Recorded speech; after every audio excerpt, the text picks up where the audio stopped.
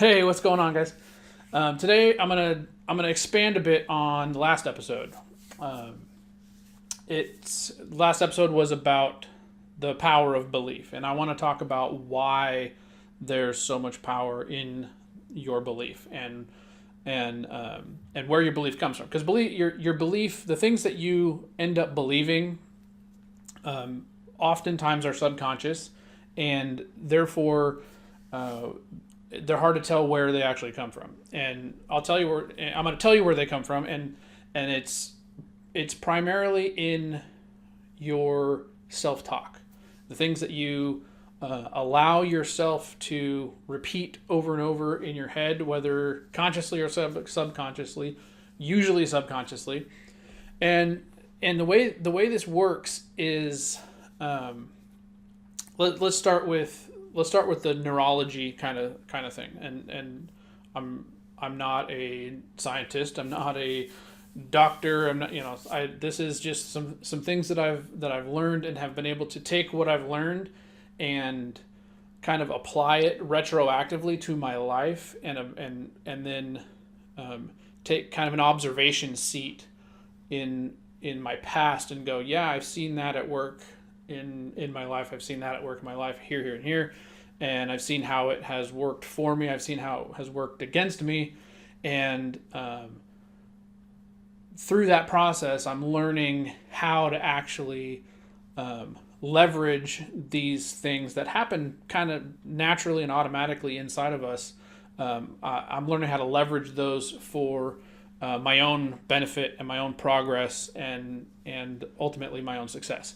And so it's a really, really fascinating stuff. So we're gonna start with the way the neural pathways. Okay, so when you think something and then you act on it, you have a pattern of behavior.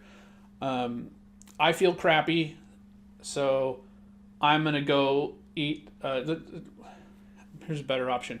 We'll go with this, like, kind of a stereotypical scenario. Okay. Emotional turmoil. I broke up with somebody. I'm sad. I'm upset. I'm going to go to the freezer and I'm going to grab my tub of ice cream. I'm going to eat that. Okay. That's a pattern. That's a behavior pattern. Okay. And what happens is your neural pathways, if you think of it kind of like a path in the woods, and the first time you travel on it, you just kind of meander your way there. But the more frequently you travel that path, the more distinct and obvious that path becomes, and easier to follow, and it'll get deeper and it'll get wider, and it'll get to the point where it's kind of the automatic direction that you go through the forest on that path, because it's there, it's easy to see, it's familiar, and more commonly than not, when something is that familiar and ingrained, it becomes sort of the automatic. So if you're not thinking about it intentionally, you'll just kind of default to that. We've all driven home from work one day where we're just on autopilot, and you get home from work and you're like, I don't really remember the kind of the whole journey home. I was just deep in my thoughts and just went on autopilot from work to home. And that's that subconscious mind at work, causing you to do behavior patterns that you are very familiar with, and ultimately just happen automatically. It's almost an autonomic function, sort of. And so these neural pathways, the more frequently they're traveled, the wider they get, the easier they are to travel, and they ultimately become habits. And so it turns into a belief at some point in time where you decide, or not even decide, because it's a belief and it turns into a habit and it's something that's kind of automatic. I feel bad. I'm sad. I'm heading to the freezer for my tub of ice cream. And it becomes so automatic that in order to break that habit, you first have to acknowledge that it is a habit. And many people frequently bump into things like this and like, I can't change it. I don't, maybe they don't want to, maybe they can't. But either way, it's a behavior pattern that happens, and you need to become aware of it so that you can decide what you want to do with it. Okay, because if it's a good behavior pattern, cool, keep it. If it's serving you, if it's working towards your success, by all means, keep it. Maintain an awareness of it so that you can tweak it in your own favor. That's a good way to do it. Now, these neural pathways, that's kind of just almost the topography of the path, but things cause or affect the journey down that path in the initial stages and in the repeat journeys, and those are the neurochemicals. You have serotonin and things like that are in your brain, and when certain emotions and emotional scenarios happen, those different neurotransmitters and neurochemicals fire off in your brain, and they actually cause a physiological response. And these physiological responses are essentially it's a chemically induced change in your body, and that can become very addicting. And so oftentimes the habit that you've developed subconsciously, and we rarely develop good habits subconsciously, by the way, that habit is formed because of your subconscious self, which does most of its work in the body. Dr. Joe Dispenza says that your body is your subconscious mind. I'm still noodling on that, deciding whether or not I want to adopt that as a sure thing or not. But it makes sense. I don't know if it's complete. That's what I'm noodling on. It might be the whole picture, it might not be the whole picture, it might be oversimplified. I don't know.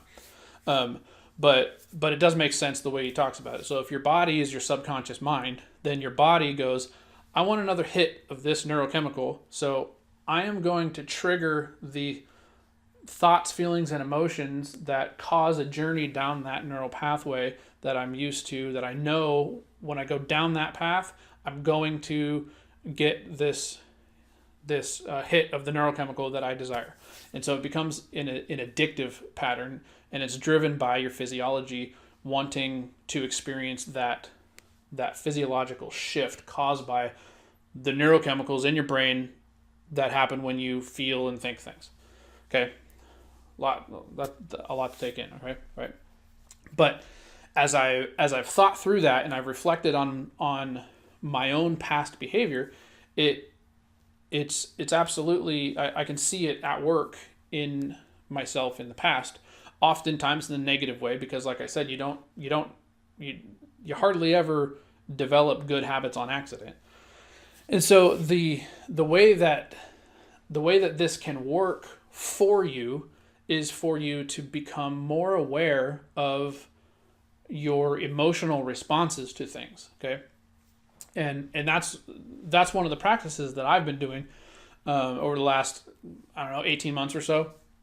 And it's the thinking about every time I have an emotional response, whether it be good or bad, those emotional responses come from expectations, right? I've discussed this before. Expectations that are being met or unmet cause the emotional responses. The emotional responses cause thoughts and feelings, which create the neural pathways in our brains, fire off, release those neurochemicals, change our physiological state, and then our actions kind of stem from that. If it's a good expectation that has been met, we feel happy that we got what we expected. The happy chemicals go off in your brain, and that trip down the happy neural pathway occurs, and all of a sudden, boom, we're feeling good, and our behavior choices then reflect the positive outcome. If it's a negative outcome, negative outcomes generally produce a stronger emotional response, which is a stronger chemical response than inside of your brain, which the I think like kind of I would say the neuropath. Again, not scientist, but just the way I'm thinking through this is that neural pathway. The stronger the emotional response that sends you down that path, the bigger the vehicle is that's creating the path. So if you're just riding a bicycle down a path, it's gonna make a little 2-inch wide path in the ground, and you repeat that, it's not very big. But if it's a really strong negative emotion, that's one of those ones that is more like a tank going down this path and just going to run stuff over it.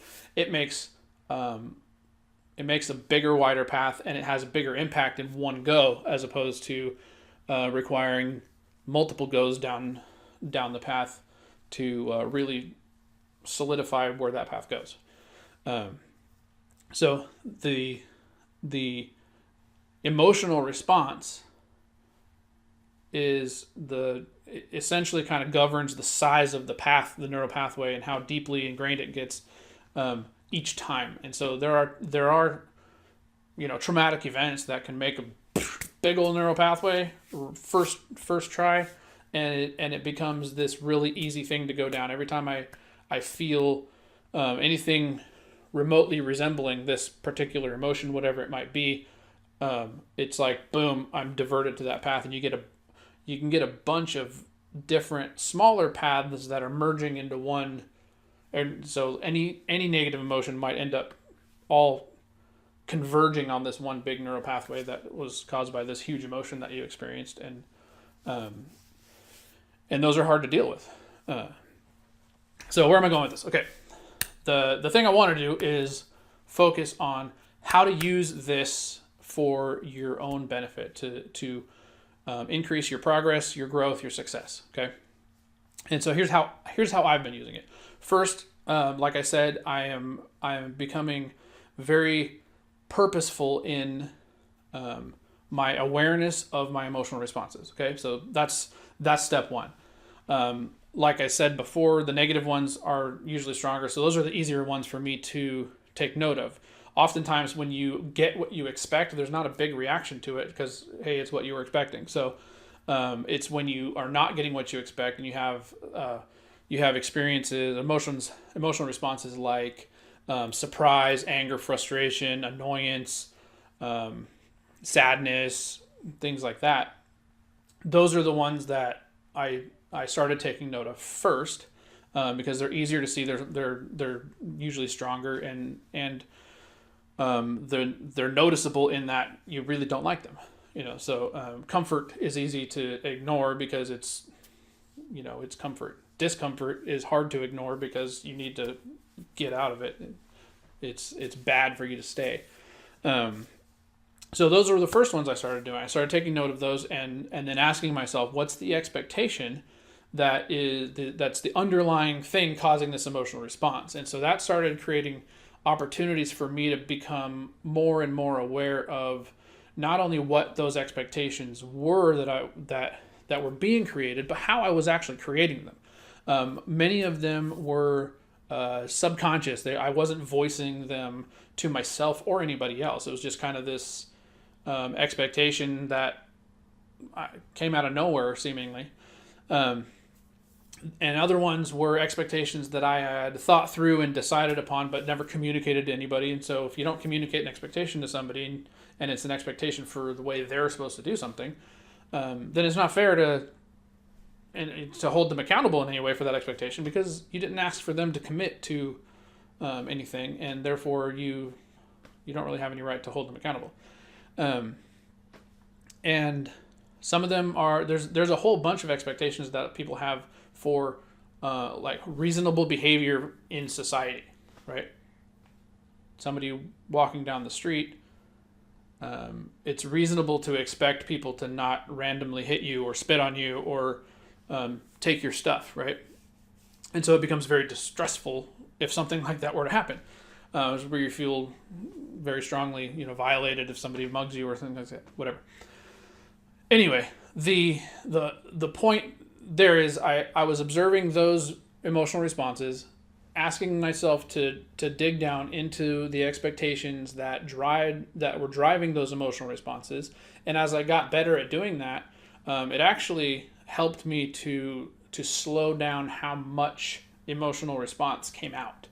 It created what I like to call this buffer zone, and if I'm in the middle of this buffer zone, it's a circle that goes out around me like this. The bigger that circle is with me in the middle, the more time I have to notice and evaluate anything that breaches that perimeter. That's circumstances, people talking to me, whatever, and I can actually take the time to see what it is that's breached my perimeter, and evaluate, is this friend or foe, good or bad. I kind of think of it like a castle, where you build a castle and they clear the trees back because they don't want anybody to be able to get close to the castle without them knowing whether it's a friend or a foe, and then they can decide what it is they're going to do in response to their arrival. And that's what I'm doing is this evaluation for myself is creating that buffer zone. So anything that comes in out of the tree line into view, the bigger that circle is, the longer I have to go, okay, what are you? Are you good or bad? You friend or foe? Okay, you're good, sweet, cool. Let's figure out what to do. Welcome. You're neutral. I don't know yet. Let's give you some time to approach, and we'll figure out what you are. Foe, get out of here. I don't want you. And it becomes easier and easier for me to process these not the emotional responses, process the events and things going on around me before an emotional response actually happens. I'm able to just have this buffer zone and have a lot less reaction and a lot more response. Okay, and it's a very, very big and valuable difference between those. Small distinction, but a big difference.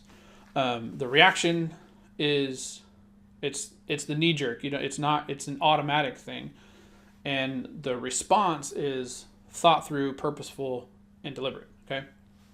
Now, as I increased that buffer zone with the negative emotions, I was able to do the same with the positive emotions. And like I said, those are oftentimes not as strong because it's if I expect something to happen and it does, cool, it happened. So you can notice things that are positive that you weren't expecting. So I wasn't expecting something to happen, and something good happened. Then I have that unexpected, ooh, yay! That's one of those a little easier to notice on the positive side of things. Okay, but the really valuable ones to get to know are the times where you had appropriate expectations and they were met, because those are the most level. If you're looking like a heartbeat, it has the peaks and valleys of things, good things and bad things going on. The positive things that are based on appropriate expectations, those expectations are met, are the most level from an emotional response point of view. And so those are the hardest ones to actually take note of, but they're the most valuable ones to take note of because it gives you the opportunity to celebrate the little things. I expect to wake up in the morning. Sure, everybody expects to wake up in the morning, and when you do, are you happy about it? No, it just is. It's just an is thing. But if you have the ability to recognize, wow, this is a good thing, I woke up today. Celebrate, woo! I have another day. This is awesome. And when you can get into little things like that, positive, appropriate expectations that are being met, and begin to take note of them and then celebrate them, and then especially if they involve other people and they're those normal interaction, appropriate expectation things, wow, you have the opportunity to you suddenly you become that optimist person who's celebrating the little things, and the little things that are consistent those are the big things. Those are the things that add up throughout life and generate ultimately the results and the life that we live on a day-to-day basis. It's rare. It's not the big events that make up life. I mean, there are big events. They can last for a long time in our minds and our memories, but these big moments don't make up the majority of our life. It's the little small day-to-day things that make up the majority of our life. And when we can take note of those small things and celebrate the good things and have a big buffer zone, the bigger the buffer zone, the better, to properly respond to other things, those unexpected things, man, that makes a big difference. And that's what I've been experiencing over the last 12 to 18 months is expanding that buffer zone. And that was the easy part. As soon as I started, as soon as I respected the reality that emotional responses are based on met or unmet expectations, then I started paying attention to that. I started monitoring that, and then I could measure my responses to various things, and I could understand which expectations caused the biggest emotional response when they were met or unmet, what type they were, what the emotional response. If they're negative emotional responses, then usually it's some expectation, a positive expectation that's being unmet, or a negative expectation that's, I don't know, what you expect isn't happening in a bad way. That's the gist of it. And when you can increase that buffer zone, it's no longer you're no longer getting pummeled with circumstances. You actually they happen and you go, how do I want to deal with that? Because I have an awareness of my expectations. I have awareness of how to manage those expectations. It really began to create in me the opportunity, the awareness for me to start managing those expectations better. Most of the time, the unvoiced, the unspoken, subconscious expectations were the ones that caused the biggest thing, and oftentimes they're like those passive aggressive things where I see it all the time in people that have this attitude of, if that other person does, then I'm gonna get upset. You could settle the whole thing if you just had a quick conversation, very, very easily most of the time. Okay. Now,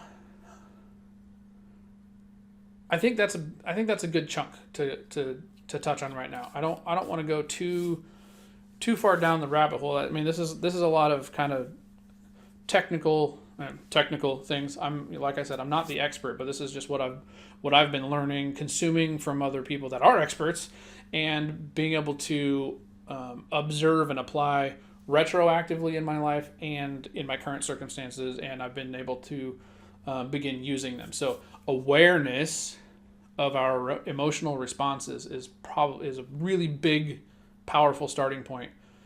And the easiest ones, like I said before, are negative because they're usually the strongest. But take note of, I'm having an emotional response right now. Sometimes it's after the fact. You're not in the frame of mind to really take note of your emotional response while you're in the middle of your emotional response. So it's after the fact. And so like when I'm trying to break a bad habit, there's like kind of this 5, I think it's 5. We'll count it as I go. There's the first, acknowledging that it's there. Okay. That's something I don't want to do anymore.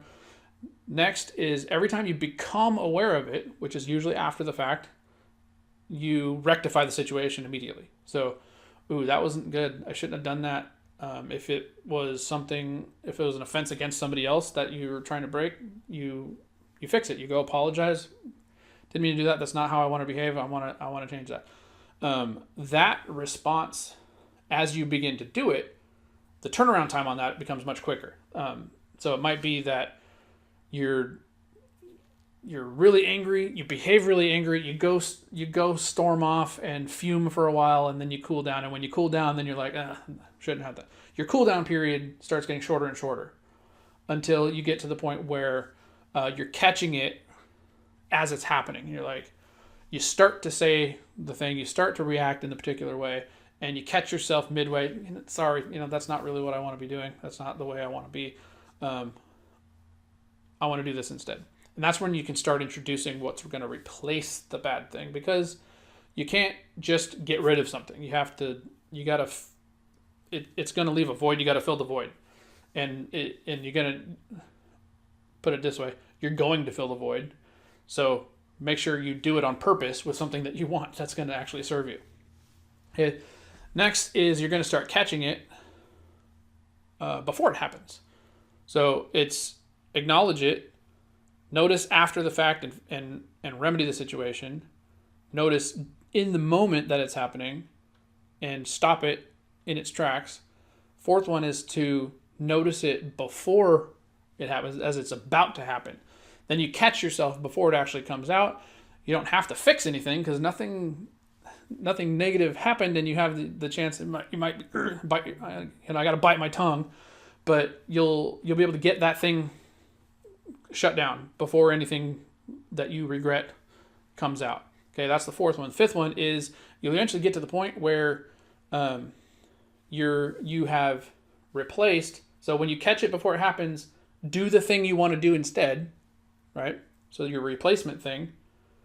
And then eventually you're going to get to the point where that replacement thing is the automatic, and the negative thing you don't like doesn't come to mind anymore. And so that's the kind of the pattern that you can use as you notice your negative, your emotional responses, negative or otherwise. You'll notice the negative ones first, most likely, because they're usually they're the strongest and the least comfortable, so they're the most noticeable. So notice them, evaluate your underlying expectations that generated that emotional response, and then you will create the opportunity to start that five-step habit breaking process that you've got there. And in the next episode, I will talk about what happens as a result of knowing and having the awareness of all these things going on. What is going to happen? Why these different positive reinforcement, self-talk things actually work for people. Okay, so I will talk to you then, and I look forward to it. Take care. See you next time.